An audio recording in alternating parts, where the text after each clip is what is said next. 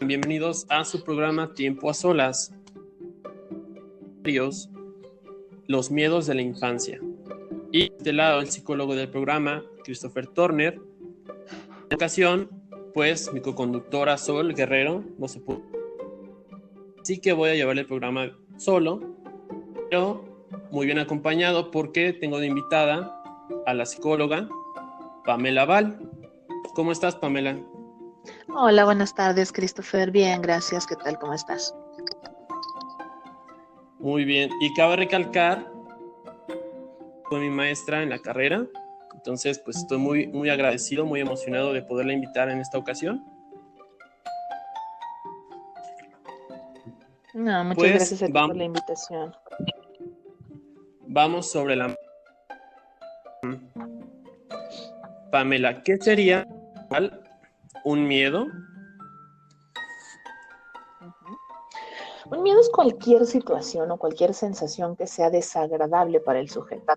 Cualquier cosa que te coloque alterado, cualquier cosa que te haga percibir como un peligro, sea real o no. Así es como definiríamos como tal un miedo. Ok. ¿Y por qué se diría en la infancia o por qué muchas énfasis en la infancia? Porque por lo general es donde se presenta o donde inicia la parte del miedo. Es difícil que tengamos o que hablemos acerca de un miedo que se haya desarrollado en la edad adulta, ¿no? Los miedos que vienen de la edad adulta por lo general hablan acerca de situaciones traumáticas. Pero en general cuando nosotros hablamos de las cosas que nos dan miedo y demás, venimos acarreándolos desde muy pequeñitos, porque no tenemos todavía noción acerca de cómo es que se desarrolla o cómo es que manejamos las cosas o las situaciones, y entonces por eso lo manejamos sobre todo en la infancia. Es difícil que desarrollemos un miedo en la edad adulta. Ok, muy bien. Entonces, podríamos decir que un miedo general o la mayoría de las veces se desarrolla en infancia porque es cuando... Exactamente. Muy bien. Y si tú tienes algún miedo o a qué le tienes miedo generado a partir de la infancia. Pues como tal, un miedo generado a partir de la infancia, no, ha sido un trabajo que se ha realizado, por ejemplo, como para eliminarlos y demás. No me genera miedo, me genera ligera ansiedad, digamos, la parte de, no sé, los lugares que son muy cerrados, ¿no? Esa es la parte de los ascensores, por ejemplo, es como un poquito de ansiedad, pero miedo como tal, no. Ok. Y se podría decir que van por categorías o por ciertos marcadores. Hay miedos más fáciles de tratar, difíciles, más complicados. Sí, por ejemplo, ahorita que lo abordas como la parte de miedos infantiles, ¿no? En la parte de los niños tenemos diferentes etapas y diferentes reacciones ante esos miedos. Tenemos los miedos dentro de cierta edad, como en el primer año, por ejemplo, que son solamente instintivos. Y después tenemos otro tipo de miedos hacia la parte social o hacia la parte física, en donde van evolucionando. ¿Hay miedos más sencillos de trabajar que otros? Sí, los miedos, por ejemplo, ante ciertos elementos que tengas directamente, como los animales, esos tienden a desaparecer mucho más rápido y tienden a ser mucho más sencillos de trabajar. Muy bien. Y por ejemplo, los miedos como tal pueden ser, digamos, dados a partir de una sociedad. Pues los genera, aprende, digamos, a ver lo que no va con su realidad, o cómo se da como tal un miedo, cómo se... La gran mayoría de nuestros miedos son adquiridos.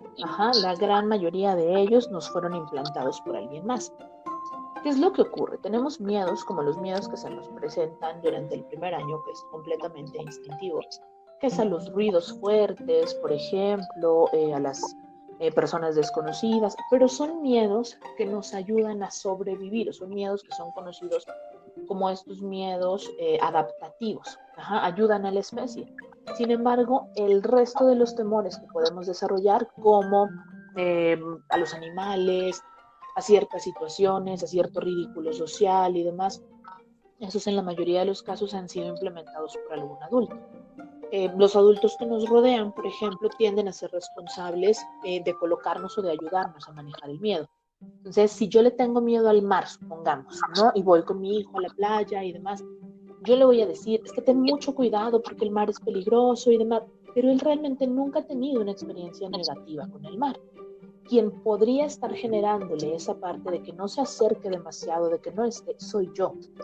Entonces, en la gran mayoría de los casos, los adultos han colocado algún tipo de temor en los pequeños. Ok, me parece muy interesante esto que mencionas, de que ayudan a defender de alguna forma, ¿no? Un miedo como tal. Ahora, ¿qué sería, por ejemplo, se podrían catalogar miedos funcionales, miedos no funcionales, o simplemente es un miedo y depende de cómo lo quieras ver o cómo lo quieras tratar? Tenemos, no es como tal que tengamos una categoría, digamos, de miedos, ¿no? Que los podamos separar y demás. Tenemos miedos que son más comunes, digamos, que otros, y tenemos miedos que se pueden convertir en fobias, que ahí ya estamos hablando de una situación patológica completa. Pero en lo general, pues tendemos a manejarlos con la parte de los miedos hacia objetos, miedos hacia situaciones, miedos hacia personas y miedos hacia reacciones. Oh, muy bien. Ahí es donde Ahora, los ubicamos. vamos a imaginar que somos padres y si es que nuestro hijo realmente presenta una conducta que hay miedo, pues de alguna forma con este tipo de conducta, ¿qué sería lo que tendríamos que hacer como padres? Okay. Lo primero que vamos a identificar es si se trata de un miedo, digamos, normal o de un miedo que pudiera trabajarse de una forma común o que es común a los niños, o si se está desarrollando ya en una situación un miedo patológico. Acá me refiero con que identificar esta parte del miedo patológico. Si ya es un miedo que está impidiendo que mi hijo realice ciertas actividades, si ya está impidiendo que a lo mejor conviva con sus compañeros, que vaya a alguna fiesta, que vaya incluso al colegio, si ya me está mandando todo ese tipo de indicaciones, ahí yo tengo que preocuparme. Sí, voy a buscar asesoría si ya empiezo a notar esta parte. Si es un miedo, digamos, como común, no sé, mi hijo le tiene miedo a la oscuridad, le tiene miedo a los payasos, ok. ¿Qué es lo primero que voy a identificar? Ayudarlo a que encuentre la parte como lógica del miedo. Le tiene miedo a la oscuridad, bueno, lo voy a apoyar a lo mejor con alguna lucecita nocturna o dejándole la luz del pasillo encendida, cualquier tipo de situación en donde yo le pueda demostrar que está seguro a pesar de estar en un lugar oscuro. Entonces, lo primero es mostrarle eso, ¿no? Le tiene miedo, no sé, a las botargas. No lo voy a llevar y le voy a hacer que salude a todas las botargas que se vayan encontrando por el camino, claro que no. Pero tal vez si ve que yo me acerco y la saludo, entonces le puedo ir mostrando que no pasa nada, que no hay ninguna situación negativa ante ese miedo que está sintiendo. En la oscuridad, si yo entro y le ayudo, como te mencionaba, Cris, con la lucecita nocturna, ¿no? Prendiéndole una lamparita y demás, entonces le voy mostrando que no hay peligro. ¿En qué consiste el apoyo que da el padre? En demostrar que no hay peligro real para el niño. De lo contrario, se podría convertir este miedo en una fobia en donde sí, yo soy muy consciente de que no hay peligro real, pero no lo puedo contener. Tengo que seguir con ese temor o ese temor me termina consumiendo. Entonces, como padre es muy importante darle como una parte lógica o una situación lógica y tener siempre presente como padre que no puedo transportar mis miedos a mis hijos. Nunca. Lo peor que les puedo hacer es hacer que crezcan con mis temores. Muy bien, entonces también podríamos ahí darnos cuenta de que el miedo no sería como con su miedo, ¿no? Sino deja la figura, si queremos verlo de seguridad, que son los padres, lo pueden abordar. Entonces, va a abordar a partir de eso. Exactamente. Sí, exponer al niño a la situación y decir, no, pues es que se le tiene que quitar el miedo, ¿no? Y lo voy a zambullir en el mar hasta que se le quite el miedo al mar, no es conveniente porque entonces puedo provocar una reacción de choque. Entonces va a vivir con un pavor en lugar de miedo, va a vivir con un pavor de cualquier situación que yo le pueda provocar. Entonces no es llevarlo y exponerlo, porque no funciona el tratamiento realmente de exposición directa, no. Siempre si se va a trabajar con una exposición, se hace con un tipo de exposición sucesiva, en donde voy iniciando y voy haciendo poco a poco el acercamiento, pero nunca es de golpe. Ajá. Uh-huh. Bueno, y ahora pasando a un tema personal en cuanto a tu labor como psicoterapeuta. ¿Cómo tú hablando, cómo podrías tú o qué harías para sacarle el miedo o darte cuenta de un miedo, a lo mejor que está como muy arraigado, que causa un malestar constante, pero no lo acepta como tal el paciente? Uh-huh. Lo que indicamos aquí, por ejemplo, lo primero es reconocer. Ajá, el paciente tiene que reconocer que existe. Se le hacen ciertos comentarios o ciertas recomendaciones, tal vez dentro del proceso terapéutico, de hacerle mención de, por ejemplo, a mí me llama la atención que siempre comentas esta situación, me gustaría abordar si se trata de algún miedo que tengas por ahí. Si me dicen, no, yo no le tengo miedo a esto, ok, perfecto, ajá, pero seguimos abordando vamos a entrar. ¿Qué es lo que se busca, por ejemplo, en miedos que venimos acarreando desde que somos niños, ¿no? El sentimiento que tiene que lo lleve a ligar algún objeto, que es lo que le provoca el miedo. Difícilmente el temor es con algo relacionado directamente con ese objeto. Siempre hay una sensación detrás, o siempre hay un sentimiento detrás. Entonces, lo que se busca es precisamente tratar de encontrar cuál es ese verdadero temor, cuál es ese verdadero sentimiento que está generando en el paciente, ese miedo a las cosas o ese miedo a no afrontar, ¿no? Como el miedo al abandono, como el miedo al compromiso. Hay algún sentimiento detrás que está haciendo que se evite esta situación o que se trate de dar la vuelta. Entonces, lo primero que tratamos de buscar es, como siempre, colocarle el nombre al sentimiento. Ajá, en el momento en el que yo puedo expresar que sí, okay, que le tengo miedo a esta situación, entonces puedo afrontarlo. Mientras el paciente no reconozca esta parte, yo no puedo trabajar jamás con un temor o con una situación que el paciente no quiera reconocer o que no haya reconocido. Cuando yo se la comento, probablemente el paciente diga, ok, no me había percatado, pero ahora que tú lo mencionas, puede ser que sea cierto. Ajá. Ok, muy bien. Y, por ejemplo, un miedo se puede decir que tiene caducidad o necesita totalmente de un profesional. Me gustaría decirte que podemos todos hacerlo solos y demás. Sí hay gente que puede realizarlo, que puede superar sus temores exponiéndose a ellos y teniendo un resultado favorable. Ajá, sí existen. Lo más común es que se requiera de un tipo de ayuda. No es que tengan como tal una fecha de caducidad o que desaparezcan con el tiempo. Muchos de los temores infantiles tienden a desaparecer cuando el niño se percata de que obviamente la situación no es peligrosa, como el miedo a la oscuridad, ¿no? Uh-huh. Voy creciendo y me voy dando cuenta de que no hay nada dentro de mi recámara, no hay nada que lo impida. Pero cuando tengo un miedo que está muy arraigado, sí lo más recomendable es buscar una asesoría que me ayude sobre todo a entender de dónde está surgiendo ese temor.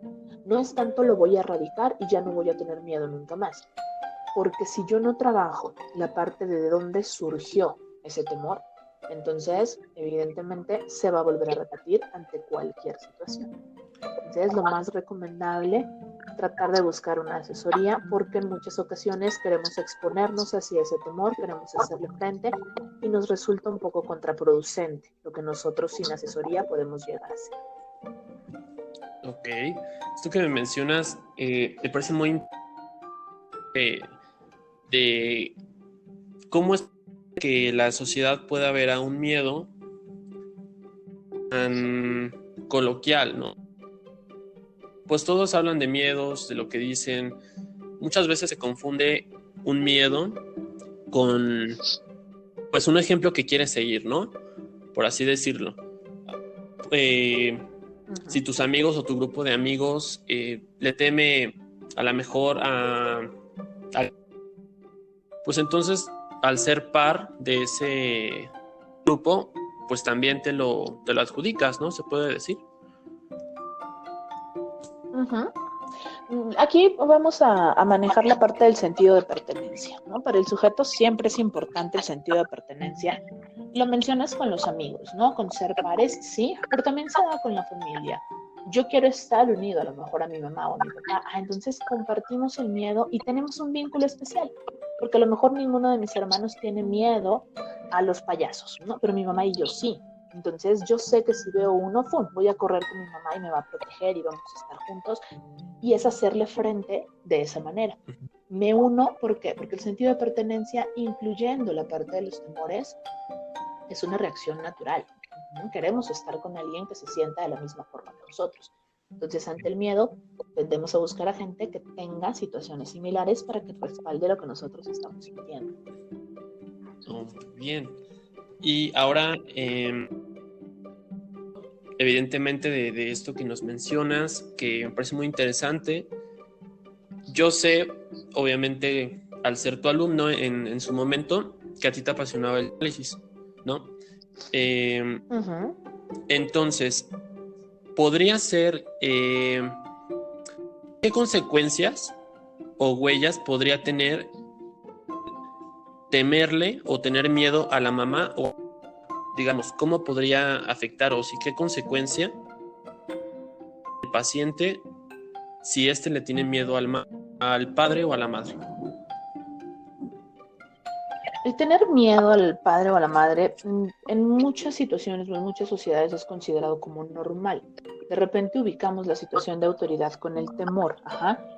Todos los padres infligen un poquito de temor, digamos, pero una situación patológica en donde yo no me puedo acercar a mi madre o no me puedo acercar a mi padre, va a golpear principalmente las relaciones de pareja. Ahí es donde más cuenta me voy a dar, donde me puedo percatar de una mejor manera acerca de esta situación. Voy a buscar parejas que sean muy similares en cuanto a este tipo, que también me atemoricen, ¿no? Entonces voy a tratar de estar con gente que es muy fuerte frente a mí o que tiene características a lo mejor muy parecidos a ellos. ¿Para qué? Para seguir siendo ese pequeño que necesita cuidado o ese pequeño que necesita sentirse dentro de esta estructura todavía como de protección. Entonces, cuando tenemos un miedo muy fuerte, lo llevamos hacia este lado y es difícil que salgamos de las relaciones de pareja de una complacencia. Tenemos una complacencia total y absoluta ante los padres porque nos da miedo contradecirlos. Entonces, en el momento en el que yo me percato de que me da miedo contradecirlo, también encuentro una pareja a la cual no me gusta contradecir. Entonces me siento mucho más seguro y mucho más apegado con este tipo de gente que tiene, digamos, como mi vida totalmente estructurada y yo solamente tengo que ir como obedeciendo hacia esas cosas.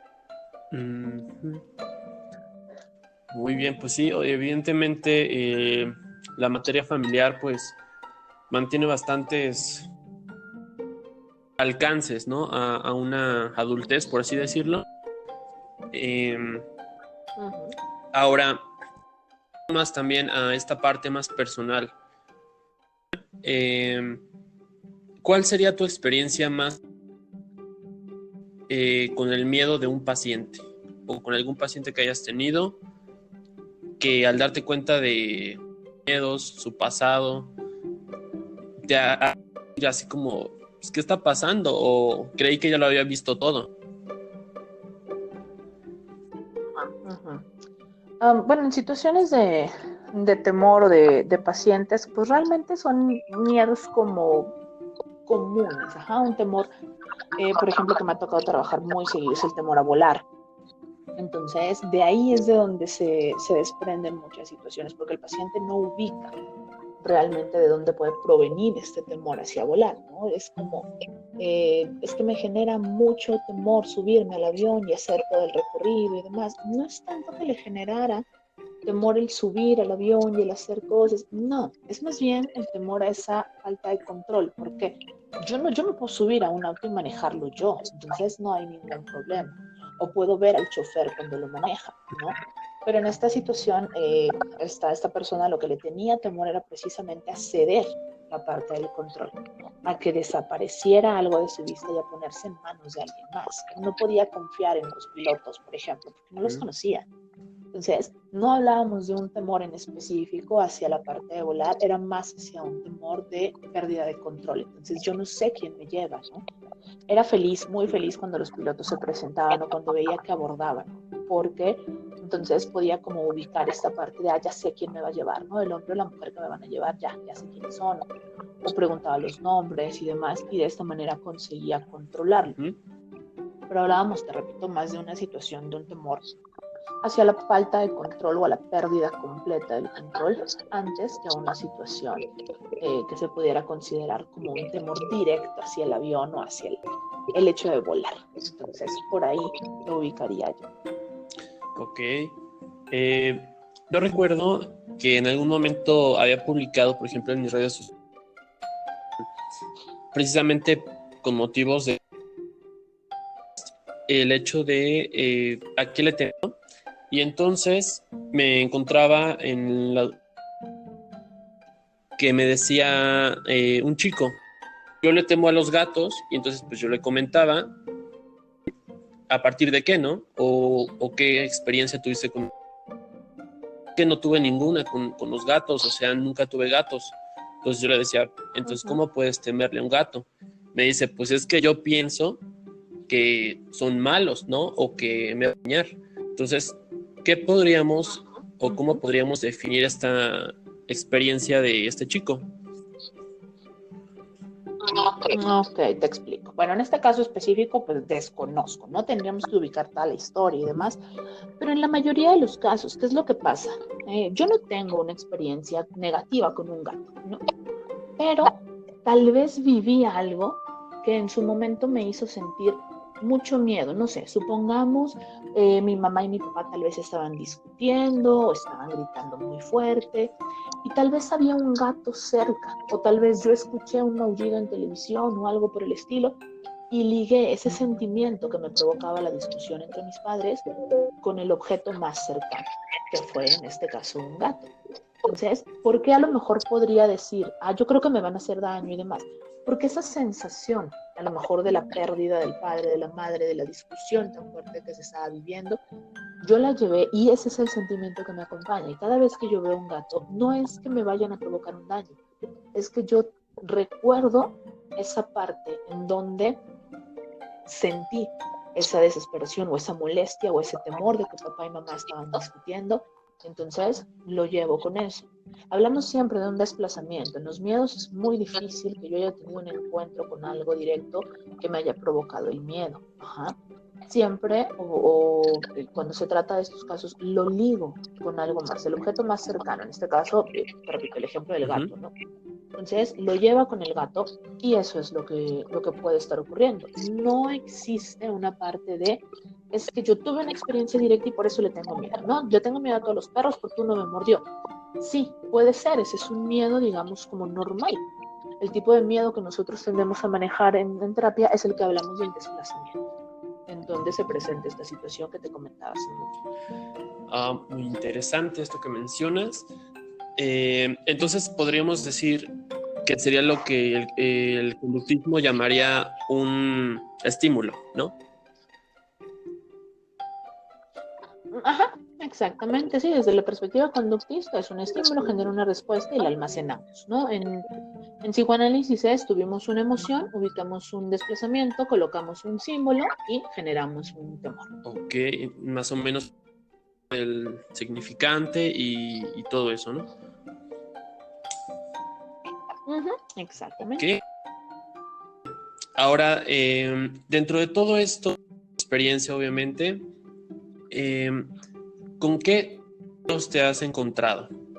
Desde con personas, con, o con gente. ¿Qué temas te has encontrado acerca de un miedo? ¿Qué el miedo? Lejos de los objetos, digamos, que se pudieran presentar como tal, del temor, no sé, comunes, ¿no? Hacia los animales o hacia esa parte. Lo que llama la atención o es alguna constante que se ha venido presentando es precisamente el temor al compromiso.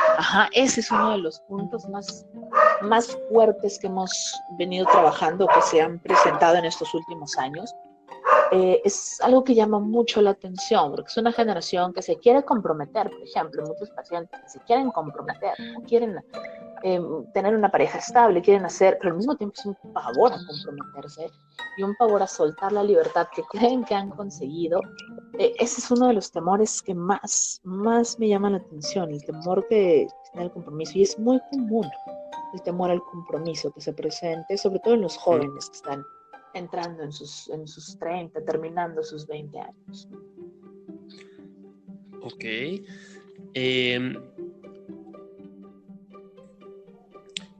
Podríamos decir como tal, bueno, a lo mejor tú y yo no, porque digamos estamos en este canal, en la sintonía, ¿no? De la situación psicológica. Ya fuera las personas ajenas a la carrera, ¿cómo podrían considerar como tal un miedo? ¿Como algo cómodo o como una incapacidad de poder hacer algo? Como una situación que te altera cualquier parte de que tú consideres equilibrio. Cualquier situación. Porque llevamos la parte de los miedos como si se tratara de una situación negativa.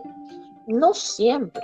El miedo también puede presentarse como una situación positiva porque hace que te pares y hagas algo. Entonces, si yo tengo miedo de una situación que viene hacia mí, me muevo.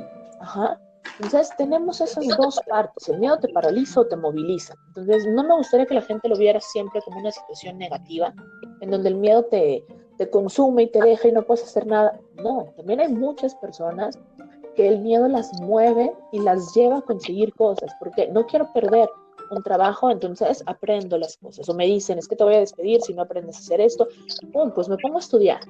Y entonces lo saco y algo que me temorizaba se convierte en un impulso. ¿Cómo lo puedo identificar o cómo voy a marcar que yo tengo miedo? No me siento bien ante la situación.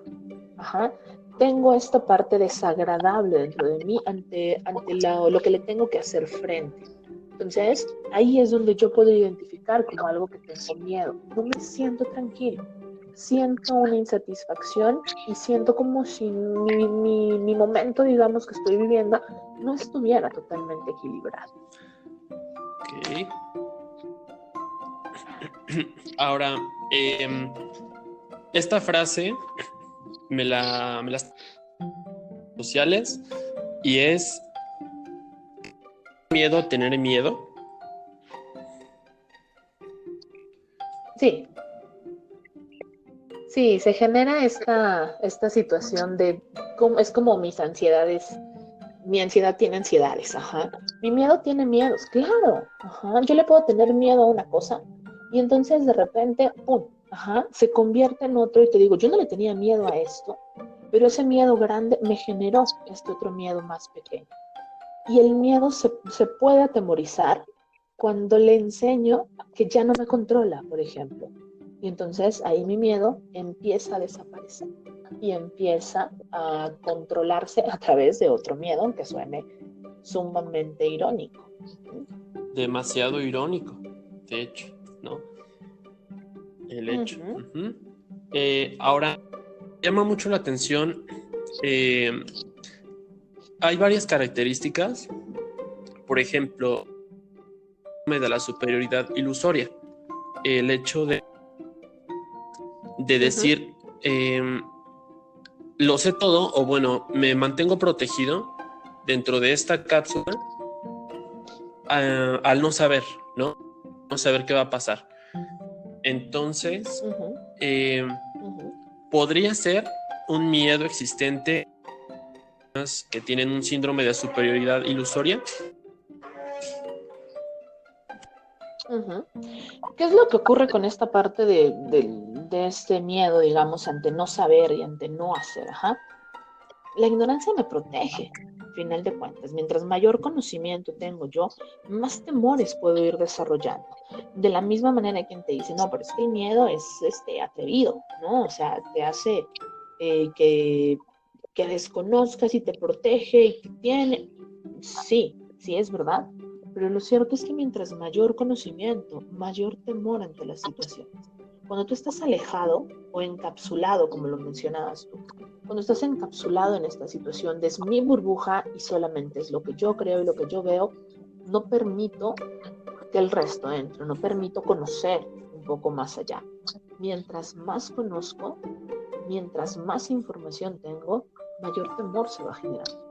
Más fuerte va siendo la parte de decir, es que no estaba seguro, ajá, o es que yo pensaba que las cosas no eran así hasta que lo tengo.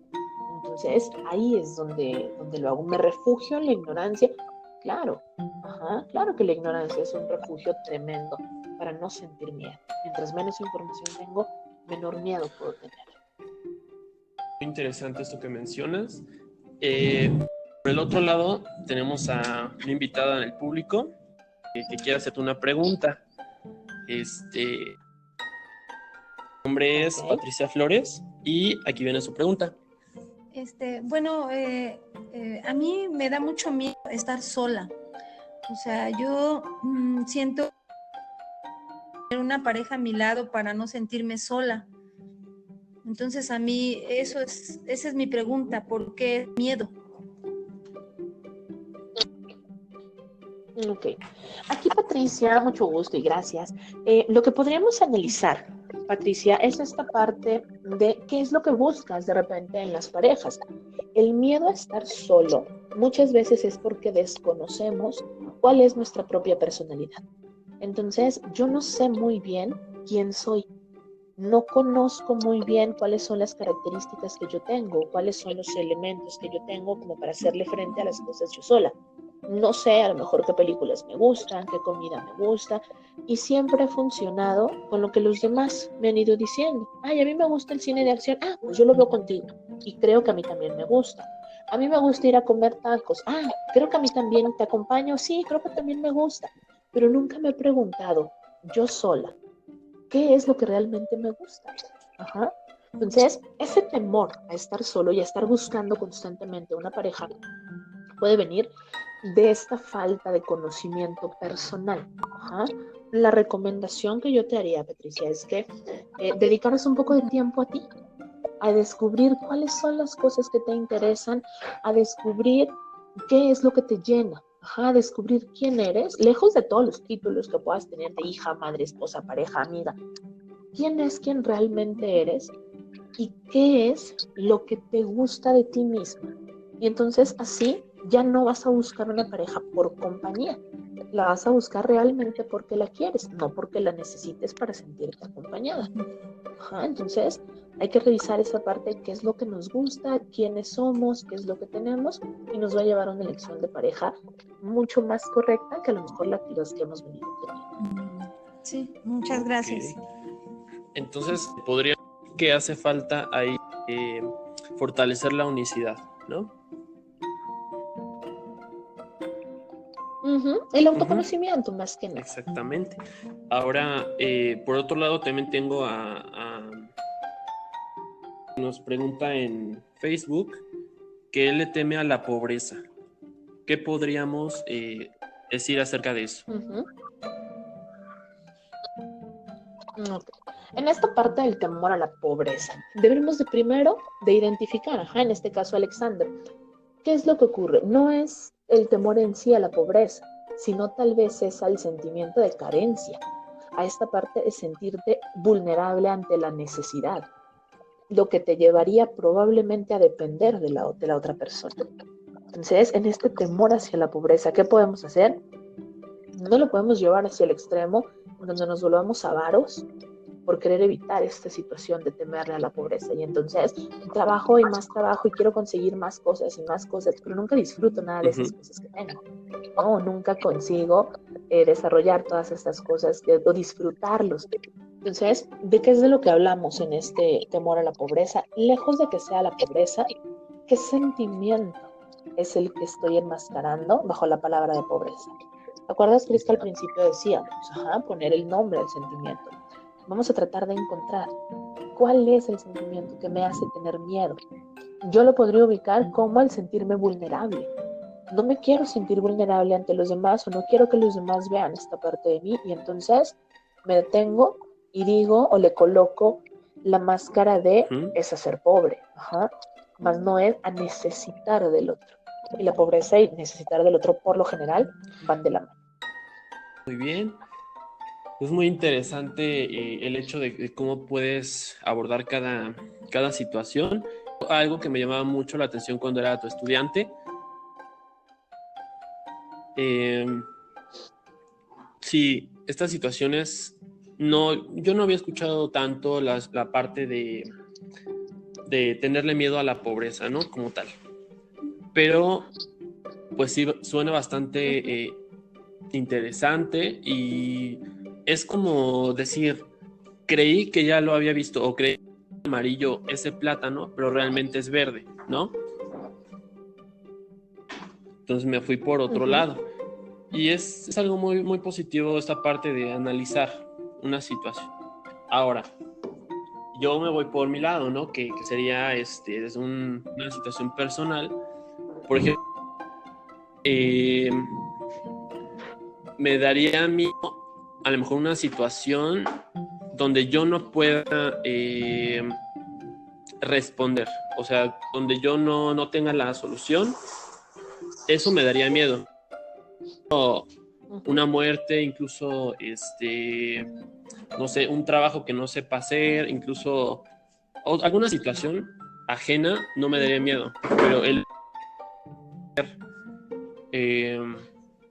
tener la solución de algo, pues sería como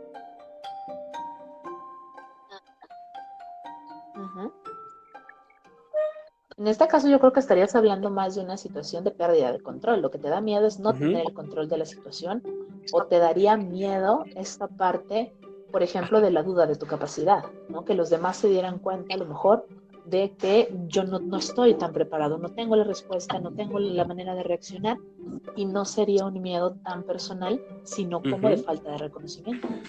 Exactamente. Justamente. Y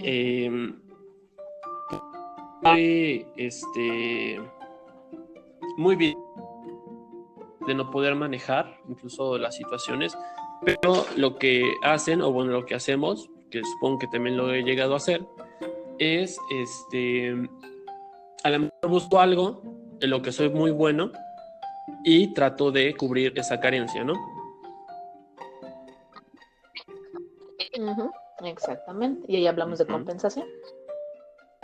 Bien. Ahora, en cuanto a tu disco, lo que podrías decirle a los radioescuchas de este momento acerca de un miedo que tengan, ¿qué podrías decirles?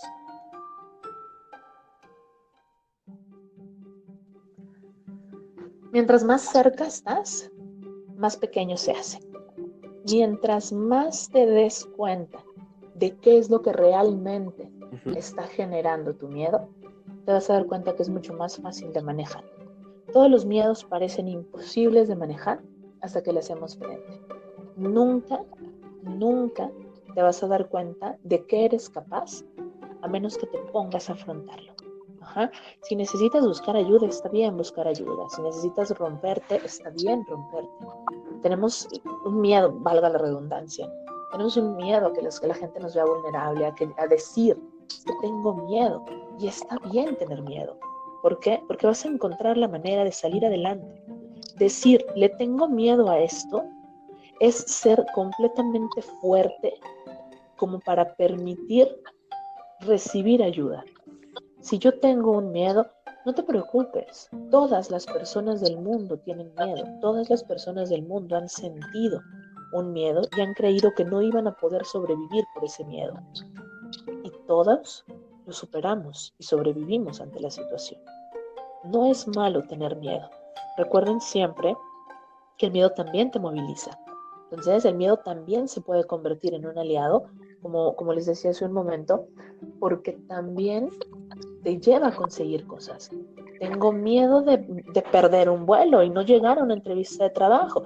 Caramba, pues entonces me preparo 4 horas antes y estoy ahí y a lo mejor tengo que estar ahí y estoy temeroso de lo voy a perder, no lo voy a perder, pero eso me hace ser más puntual.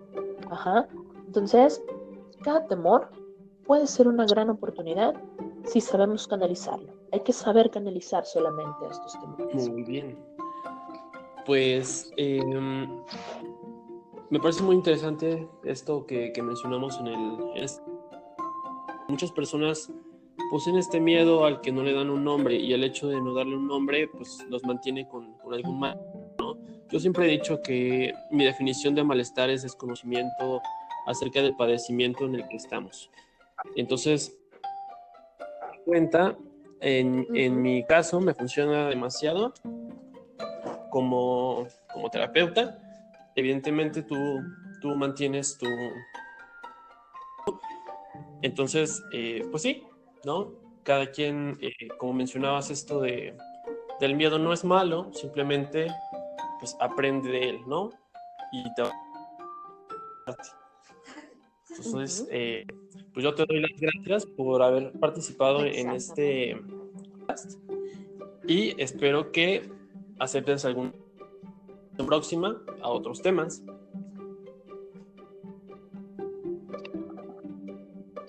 Claro que sí, no, muchas gracias a ti, Chris, y muchas gracias a toda la gente que te escucha y ojalá les sirva de algo, y si necesitan buscar ayuda, no es malo buscar ayuda. Ajá, ante cualquier situación, no es malo buscar ayuda, siempre acérquense y siempre hay una persona adecuada para brindar la ayuda.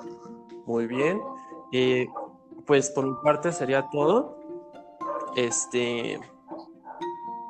Todo por haber participado en este podcast y pues me despido.